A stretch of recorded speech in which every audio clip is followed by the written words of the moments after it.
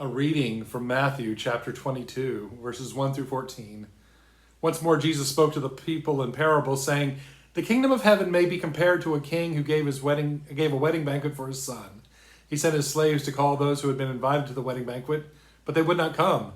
Again, he sent other slaves, saying, 'Tell those who have been invited, look, I have prepared my dinner. My oxen and my fat calves have been slaughtered, and everything is ready. Come to the wedding banquet.' But they made light of it and went away, one to his farm, another to his business, while the rest seized his slaves, mistreated them, and killed them. The king was enraged. He sent his troops, destroy those murderers, and burn their city. And then he said to his slaves, 'The wedding is ready, but those who invited were not worthy. Go therefore into the main streets and invite everyone you find to the wedding banquet.' And those slaves went out into the streets and gathered all whom they found, both good and bad. So the wedding hall was filled with guests. But when the king came in to see the guests, he noticed a man there who was not wearing a wedding robe. And he said to him, 'Friend, how did you get in here without a wedding robe?' And he was speechless. Then the king said to the attendants, 'Bind him hand and foot and throw him into the outer darkness, where there will be weeping and gnashing of teeth. For many are called, but few are chosen.'" The word of the Lord. Thanks be to God. Good morning. Many are called, but few are chosen. We see a twofold judgment happening in our story today. First, those that downplayed and did not come to the feast. Those who deemed it beneath themselves to even care were the first rejected.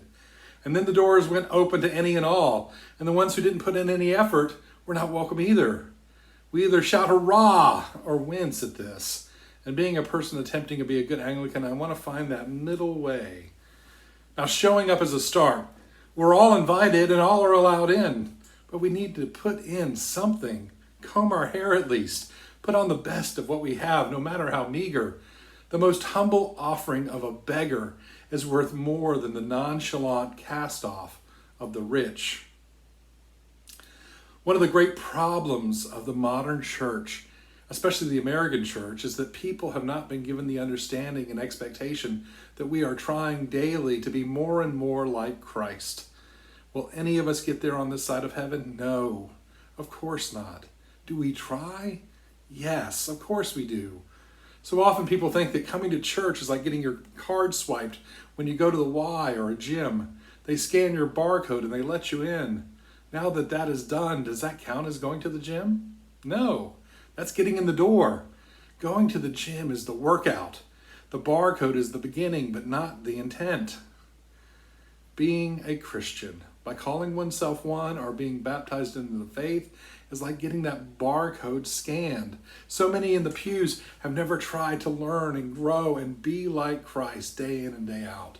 They never made it to the gym, even though their barcode may get scanned every week. Showing up is a good start. But just showing up is not the intent or the reason that Jesus gave his life. Jesus came to show us the way. That's what the early church was even called, the way. And Jesus came to show us how to love God in our everyday walk around, work about lives. And he paid the price to show us how much we are loved so that it would be clear that we could do everything that he promised us that we would be able to do. And while showing up may be a start, that's not all. Being ready is requisite. We have to have some skin in the game, and where we start and who we are might determine what we bring to the show. In today's reading, we see one of the late invitees castigated, and I want to read it again to be clear. But when the king came in to see the guest, he noticed a man there who was not wearing a wedding robe, and he said to him, "Friend, how did you get in here without a wedding robe?"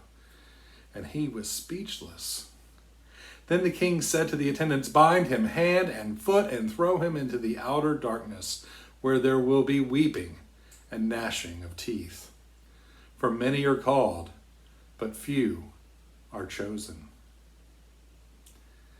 Now, this sounds so exclusionary at first glance. The theologian and author Dietrich Bonhoeffer explained things that look like this as cheap grace versus costly grace. Now, cheap grace would say, don't bother, it's free, so we don't have to respect it. But costly grace understands that it is free, but that it is so costly as to be priceless. It's free to us because we could never afford it. The one who showed up, not appreciating the gift that was before them, did not go home and grab their best, whatever that was. They came, uncombed, unkempt, unappreciative. They were a taker and not one who was grateful and celebratory. The king, while gracious, calls his guest to be likewise. What does it say to a host to show up to their child's wedding feast while wearing the clothes that you just cut the grass in on a hot August afternoon? What does that say about you? It's not much either way. You'd at least go home, shower, put on whatever clean you had. Now, we wouldn't do that to a human party, especially a king's party. Would anyone think that it's acceptable to God? I see this parable about grace, the very nature of it, the cost of it, and the price of it for us. And when we live by grace, though that only comes from God through Christ, we are called to live graciously. We stop and say thank you. We give our best, not to pay for anything, but rather to show how much we appreciate it. This week I finished a book I've been working on for a while. Amazing Grace is the title, by Eric Metaxas, and it's about William Wilberforce, the member of the British Parliament who made it his life's work to remove the stain of slavery from the British Empire. It's a great book, and Wilberforce is a profound force for good in human history. He was a devout Christian who claimed nothing but his relationship with Christ to be worthy of honor. And though of no rank other than being a member of Parliament, he was buried in Westminster Abbey out of acclamation and devotion and respect from royalty and the common people alike. In the epilogue to the book, the story was told of the emancipation of the island of Jamaica.